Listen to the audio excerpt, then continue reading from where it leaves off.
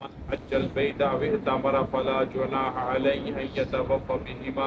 ومن تتبع خيرا فإن الله شاكر عليم صدق الله العظيم.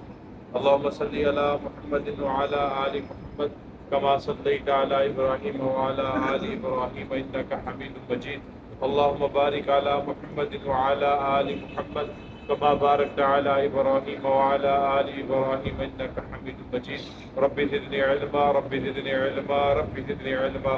رب اشرح لي صدري ويسر لي أمري واحلل عقدة من لساني يفقهوا قولي. سورہ بقرہ آیت نمبر 158 میں اللہ رب العزت فرماتے ہیں ان الصفا والمروہ من شعائر اللہ، بے شک صفا اور مروہ اللہ کی نشانیوں میں سے ہے. فمن حج البیت او اعتمر فلا جناح علیہ، بس جو کعبہ کا حج یا عمرہ کرے تو اس پر کوئی گناہ نہیں. ان یطوف بہما، کہ وہ طواف کرے ان دونوں کا. ومن تطوع خیرا، اور جو کوئی اپنی خوشی سے نیکی کرے فإن اللہ شاکر علیم، تو بے شک اللہ قدردان جاننے والا ہے. پچھلی آیات میں اللہ رب العزت نے صبر و استقامت کا اور اہل ایمان کو نماز سے مشکل حالات میں مدد حاصل کرنے کے حوالے سے رہنمائی فرمائی، اور پھر اس کے بعد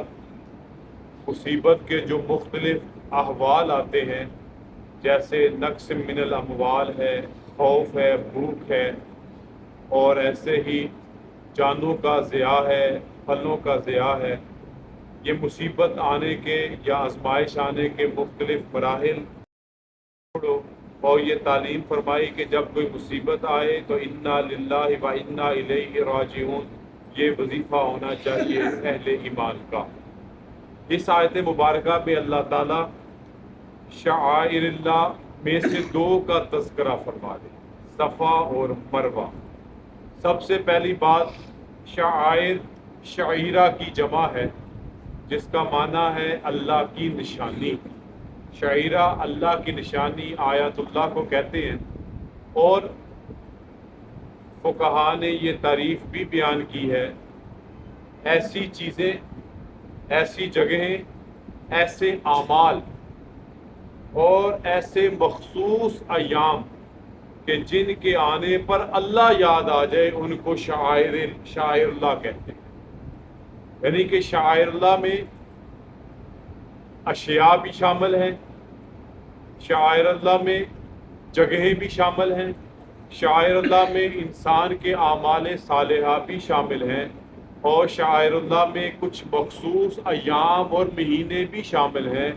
کہ جن کے آنے پر، جن کے دیکھنے پر اور جن کے کرنے پر اللہ کی یاد تازہ ہو جائے. اللہ کی قدرت اور اس کی ہیبت اور اس کی حرمت ہے، اس کو باقاعدہ طور پر اللہ رب العزت نے بیان فرمایا لا تحلوا شعائر اللہ، کہ تم اللہ کے شعائر کی بے حرمتی مت کرو. اب حضرت شاہ ولی اللہ رحمۃ اللہ علیہ، حضرت شاہ اسحاق فقہا نے جو شعائر اللہ ہیں ان کی مختلف صورتیں بیان کی ہیں. جیسے یہاں پہ صفا مروہ ہے، کعبۃ اللہ ہے، قرآن مجید ہے، حضور اکرم صلی اللہ علیہ وسلم کی ذات مبارکہ ہے، نماز ہے، روزہ ہے، حج ہے، عمرہ ہے. یہ ساری کی ساری چیزیں، رمضان کا مہینہ ہے، حرمت کے چاروں مہینے ہیں، یہ سارے کے سارے شاعر اللہ. مساجد ہیں، اللہ تعالیٰ کی یہ عبادت گاہیں جو مساجد ہیں، یہ ساری کی ساری شاعر اللہ ہیں. اور اسلام ہمیں اس بات کی تعلیم دیتا ہے کہ کسی صورت میں بھی ان شاعر اللہ کی بے حرمتی نہ کی جائے. ایک دوسرے مقام پر اللہ رب العزت نے ان کے حوالے سے ارشاد فرمایا وَمَن يُعَظِّمْ شَعَائِرَ اللَّهِ، اور جو کوئی اللہ کے شعائر کی تعظیم کرتا ہے فَإِنَّهَا مِن تَقْوَى الْقُلُوبِ، یہ دلوں کے تقوی کی نشانی ہے. کہ جو بھی انسان اللہ کے شعائر کی، اللہ کی نشانیوں کی قدر و قیمت اور ان کی تعظیم، ان کا اکرام، ان کی تکریم، ان کو حرمت والا سمجھتا ہے، یہ یقیناً اس کا دل اللہ کے تقوی سے، پرہیزگاری سے، اللہ کے خوف سے بھرا ہوا ہے۔ یہ تو بات ہوگی شاعر اللہ کی، اور اس کی مختلف جگہیں ہیں، اعمال ہیں، ایام ہیں، مہینے ہیں۔ تو یہ اسلام کی نشانیاں ہیں جن کی بے حرمتی کسی طور پر بھی اسلام میں جائز نہیں ہے۔ مسجد اللہ کا شاعر ہے، بالکل درست نہیں کہ اس کی بے حرمتی، بے تعظیمی کی جائے۔ کعبۃ اللہ ہو، حضور اکرم صلی اللہ علیہ وسلم کی ذات اقدس ہو، قرآن مجید ہو، وہ اعمال اور وہ افعال جو اللہ کے قریب کرتے ہیں، اللہ کی یاد کو تازہ کرتے ہیں، نماز، روزہ، زکوٰۃ، سارے شاعر اللہ ہیں۔ اب ان سارے شاعر اللہ میں یہاں پر دو کا تذکرہ ہوا ہے، ان الصفا والمروۃ من شعائر اللہ۔ اللہ فرماتے ہیں بے شک صفا اور مروہ یہ اللہ کی نشانیوں میں سے ہیں۔ یہ دو پہاڑیاں ہیں، بڑا معروف اور مشہور اس حوالے سے قصہ ہے حضرت ہاجرہ کا۔ جس وقت حضرت ابراہیم علیہ السلام اللہ کے حکم سے اپنی زوجہ اور اپنے شیر خوار بیٹے حضرت اسماعیل کو یہاں پر چھوڑ کر گئے، کیا تھا؟ غیر ذی زرع، ایسی جگہ تھی جہاں پہ کچھ نہیں اگتا تھا، پانی کا ایک مشغیزہ تھا اور چند سیر بھی کھجور نہیں ہوگی۔ وہ ان دونوں کے حوالے کی اور چل پڑے، کھجوریں بھی ختم ہو گئی، پانی بھی ختم ہو گیا، بچہ پیاس سے بلک رہا ہے، اور حضرت ہاجرہ بچے کے لیے پانی کی تلاش میں یا کچھ خوراک کی تلاش میں ان دو پہاڑیوں پر چکر لگا رہی ہیں، صفا سے مروہ، مروہ سے صفا۔ یہ کچھ اونچے ٹیلے، یہ کوئی پہاڑیاں اونچی نہیں ہیں بلکہ ٹیلے سے ہیں جن کی بلندی چند میٹر ہے۔ جو حج بیت اللہ اور عمرے کے لیے گئے ہیں وہ سارے دونوں مقامات کو دیکھ کے آئے ہوں گے۔ تو یہ صفا مروہ کے انہوں نے چکر لگائے، اور یہی عمل جو ہے اللہ رب العزت نے اہل اسلام کے لیے خصوصی طور پر اور ملت ابراہیمی کے لیے مقرر کر دیے، عمرے کے لیے بھی اور حج بیت اللہ بھی۔ جب کوئی بندہ عمرے کے لیے جاتا ہے، صفا جب وہ طواف کرتا ہے، پھر صفا مروہ کی سعی کرتا ہے اور پھر اس کا اپنے بالوں کا قصر کرتا ہے تو اس کا عمرہ پورا ہوتا ہے۔ ایسے حج کے افعال میں بھی صفا و مروہ کا جو صحیح ہے وہ شامل ہے۔ صفا کہتے ہیں ایسی چٹان کو یا ایسے ٹیلے کو کہ جو پتھریلی ہو اور چمکدار ہو، اور مروہ کہتے ہیں ایسے پہاڑ یا ایسے ٹیلے کو جو سفید دار اور ملائم ہو۔ یہ اس کے لغوی معنی ہیں۔ بعض لوگوں نے صفا سے مراد، کیونکہ حضرت آدم علیہ السلام صفی اللہ تھے، آدم صفی اللہ، تو حضرت آدم علیہ السلام یہاں پر بیٹھا کرتے تھے، اس نسبت سے یہ صفا ہو گیا، اور ان کی زوجہ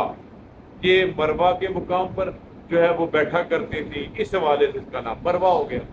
اب اس آیت کا شان نزول کیا ہے؟ یہ ساری باتیں تو اس کے بنیادی ابتدائیے کے طور پہ تھی کہ شاعر اللہ کیا ہے، صفا مروہ کیا ہے۔ ہوا کچھ یوں کہ جب اسلام کے بعد مسلمانوں میں عقیدہ توحید آ گیا اور انہوں نے شرک و بدعت کا راستہ چھوڑ دیا اور اللہ کی وحدانیت کے قائل ہو گئے، تو صفا اور مروہ یہاں پہ دو بت تھے، ان کی بھی ایک الگ تاریخ ہے۔ اصاف اور نائلہ، اصاف مرد ہے، نائلہ عورت ہے۔ انہوں نے بیت اللہ کی حدود میں غلط کام کیا، غلط کاری کی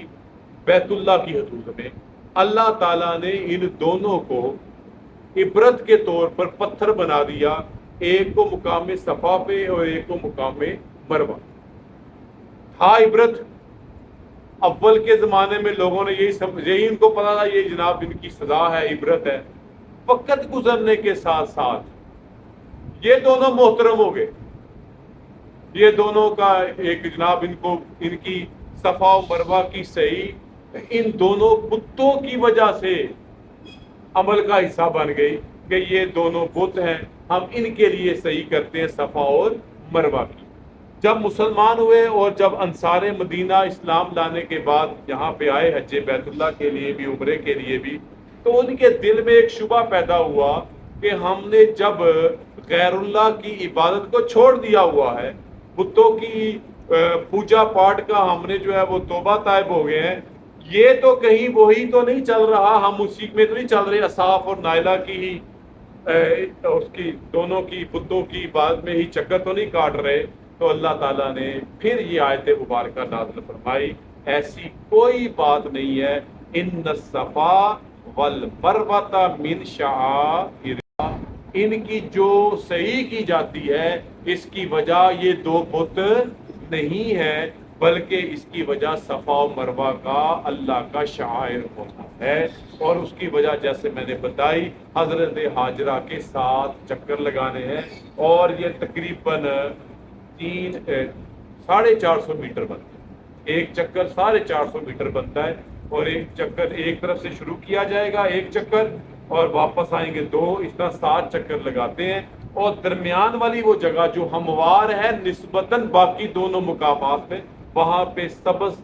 لائٹ بھی جلی ہوتی ہے بطور نشانی، وہاں پر تھوڑی تیزی کے ساتھ چلنا یا بھاگنا ہوتا ہے مردوں کے لیے، خواتین کی اس کے لیے اجازت بھی نہیں ہے۔ تو یہ صفا مروہ اللہ کے شاعر ہیں، ان کا اصاف اور نائلہ کے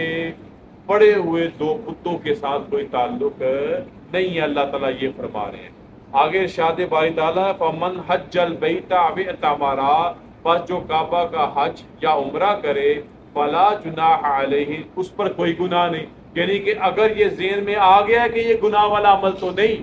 تو اب حج اور عمرے میں جو اس کی صحیح کرے گا اس پہ کوئی گناہ نہیں ہے، اس کا تعلق نائلہ اور اصاف کے ساتھ نہیں، بلکہ اس کا تعلق اللہ کے شعائر صفا و مروہ کے ساتھ ہے، این یتوفا، کہ وہ طواف کرے ان دونوں کا، ومن تطوع خیرا، اور جو کوئی اپنی خوشی سے نیکی کرے، یعنی کہ اس کے علاوہ جو بھی یہاں پر عبادت کرے گا، نوافل پڑھے گا یا ذکر و اذکار کرے گا، سعی کے دوران جو ہے وہ دعائیں کرے گا، جیسے کہ حضرت موسیٰ علیہ السلام کے حوالے سے ایک روایت میں بیان کیا گیا، جب آپ صفا مروہ کی سعی کرتے، حضرت موسیٰ علیہ السلام صحیح کرتے تو آپ کہتے لبیک اللہم لبیک، تو غیب سے آواز آتی لبیک عبدی، اے میرے بندے میں تیرے لیے حاضر، اللہ کی طرف سے آواز آتی۔ تو لہٰذا یہ صفا مروہ اللہ کے شاعر میں سے، اور بہت سی چیزیں جن کا اسلام میں احترام، تکریم اور عزت ہے، وہ بھی اللہ کے شاعر میں سے ہے، اور اللہ فرماتے ہیں جو کوئی نیکی کرے خوشی سے، یہ بھی بڑی بات ہے، فَإِنَّ اللَّهَ شَاكِرٌ عَلِيمٌ، تو بے شک اللہ تعالیٰ قدردان ہے اور جاننے والا ہے۔ اللہ تعالیٰ کسی بھی نیکی کو ضائع نہیں کرتا، اللہ تعالیٰ یقیناً جو نیکی کرتے ہیں ان کی قدردانی کر کے بندوں کو ان کی نیکی کے موافق جو ہے بدلہ ضرور عطا فرماتے ہیں۔ وآخر دعوانا الحمدللہ رب العالمین، والصلاة والسلام علی رسول الکریم، ربنا آتنا فی الدنیا حسنۃ وفی الآخرۃ حسنۃ وقنا عذاب النار، ربنا لا تزغ قلوبنا بعد إذ هديتنا وهب لنا من لدنك ربنا اغفر لنا ربنا اغفر لنا من كل ذنوب من الصغائر والكبائر، یا رب العالمین، جو قسم کے صغیرہ کبیرہ گناہوں کو معاف فرما، ہر قسم کی غلطیوں کو غلطیوں فرما، جو مسلمان بیمار ہیں سب کو شفا عطا فرما، جو فوت ہو چکے ہیں اللہ ان کی بخشش و مغفرت فرما، جو زندہ ہے فتنے ازواج مصیبت بیماری بلا سے حفاظت فرما۔ ربنا تقبل منا انك انت السميع العليم وتب علينا انك انت التواب الرحيم، وصلى الله تعالى على خير